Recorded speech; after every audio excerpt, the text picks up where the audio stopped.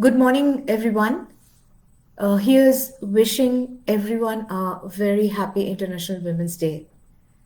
This year's theme is Choose to Challenge, and of course, women in leadership striving for an equal future.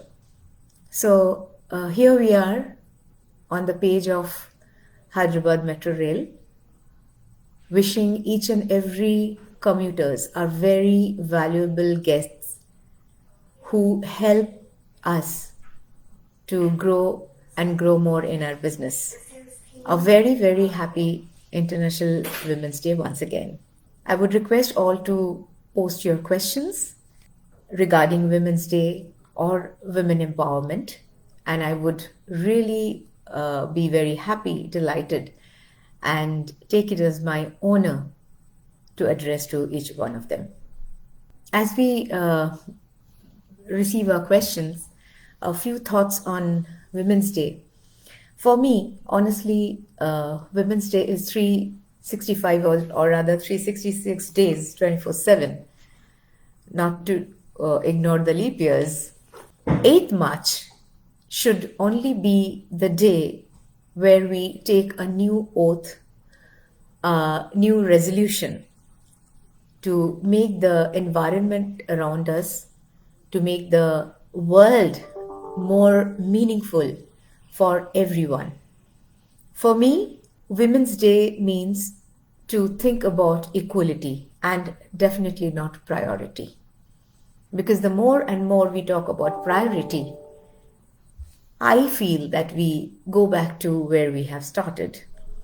Choose to challenge. We have to challenge whatever we see is a deterrent for women empowerment. Challenge to ourselves. We should challenge ourselves every day to grow ourselves, to make us develop ourselves into a better professional and better individual. We should be inclusive of gender. Irrespective of the gender, we should be very inclusive and be respectful. If we show respect, we get respect. Leadership is not about the position or designation or seniority. It's about the impact one creates for for herself or himself or the society around or to people who look up to you for support. On Women's Day, I just would like to request all women first and then men support each other. Once you support each other, we can definitely have a equal future which we are looking for. This is very, very important. When we talk about challenge, it means that we need to challenge if we see something not appropriate and which can lead to some disrespect. I think even if you see a man not being respected enough, you should fight for it. You should always see in your own capacity or capability that justice been brought to that particular individual. Try to grow up yourself to be a better individual, and definitely you will be a better professional as both complement and supplements each other. I think we have a question. How can we have a question from Dipti Janalagadda? How can a woman stand up for herself when situations or people around her try to push her down? Well, think about it.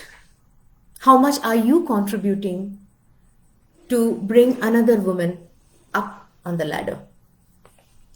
If you feel that you are being suppressed, you have to knock at the door of the right person, right authority. That is very, very important. Unless you do that, you have to start from a point and always remember that life actually begins after you end the comfort zone. If you want to be in your comfort zone, not to ruffle feathers, still believing or thinking that justice will be done to you, or you will get your right, it does not unfortunately happens every time. You have to stand up and fight for yourself. You have to, for that, you have to believe in yourself. You have to have that confidence in yourself. Please trust me. We are with a lot of potential in us, but they are all dormant, suppressed. You have to make it erupt like a volcano. The power of a woman is, it's unfathomable. It's a lot. We just don't want to step out of your comfort zone to annoy people, to feel that if I fight for it, I might lose something. So the very thought of losing something when you're entering a zone where you need to establish yourself for the right, you cannot do it. You will not be able to do it. Every day, do a bit of introspection. What you are, where you are, what you're looking from life, and how to achieve it.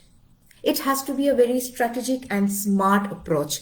The goal should be smart. And when I say smart, it does not mean that you, deck up yourself in your best of attire and,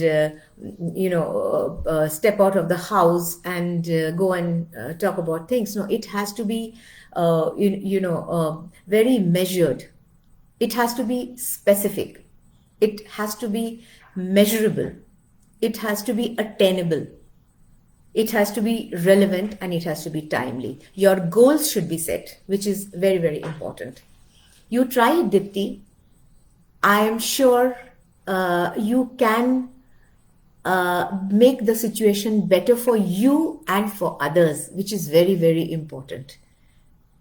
You have to be the leader, and leadership is nothing but whenever you believe that you can do something, there starts the leadership. You don't have to be in a CEO position or a CXO position or a head of department. The moment you feel that, yes, I can do something for myself and for others, you have already been a leader. Thank you. I hope it is clear. Else, you can DM us. I'll be happy to chat with you one-on-one.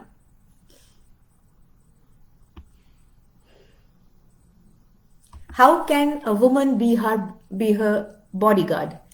Well, first of all, you have to be aware and know your rights and the platforms where you can approach for. There are different applications issued and released and inaugurated by our police, by a women forum, which you need to be aware of. Please Google it and install them. What should be the right way to approach? Who should be the right way to go to? Also, to know that which are the numbers you should be saving as emergency numbers.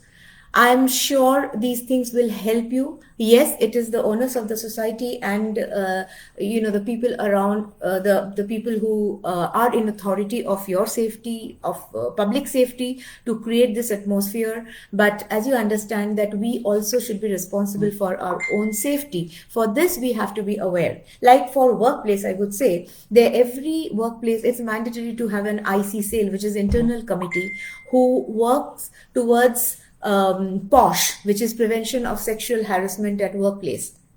If your organization does not have a POSH committee, please go and talk to your HR head that we need this committee, and this is it's mandatory, in fact, and it is headed by a state grievance officer. For every state has it. So you should go and talk to your HR. You should take that bold step and say that at least we should have this IC committee, which is mandatory, and so that it gives a safe environment and atmosphere for us to work.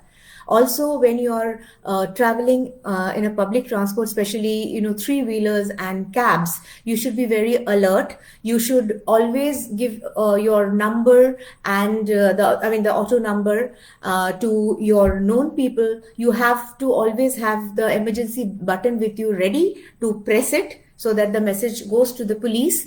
And also, when you're sitting in a cab, especially during the night time, you should make the driver feel that you are an alert and aware individual, a very confident lady, and you are sharing that auto's number to people known to you or outside. So it becomes a little safe environment for you. That gives you a bit of safety. And as I said, you need to install all the relevant apps. You should Google and find out whichever city you belong to, what are the measures the police is taking, and which are the apps to click and reach out to. It is very important. I stay in Hyderabad, and here Hyderabad police and Cyberabad police, Rachakonda police, all the district police headquarters are doing a phenomenal job. I myself am involved and attached with these forums, and I know that how safety is being taken up. Only thing is that, as I said, you have to be extremely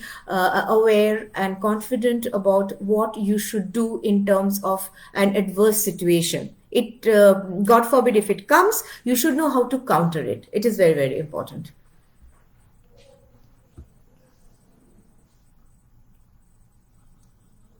Okay, so how do you succeed in a male-dominated environment? First is, you should be yourself. You should develop yourself into a independent individual and take out this domination thing from your mind. Neither you be dominated nor you try to dominate anyone, which is very, very important. Just think about it, introspect, and see that whether you have ever dominated anyone, even your domestic help or your driver or your housekeeping lady or anyone around you. Have you?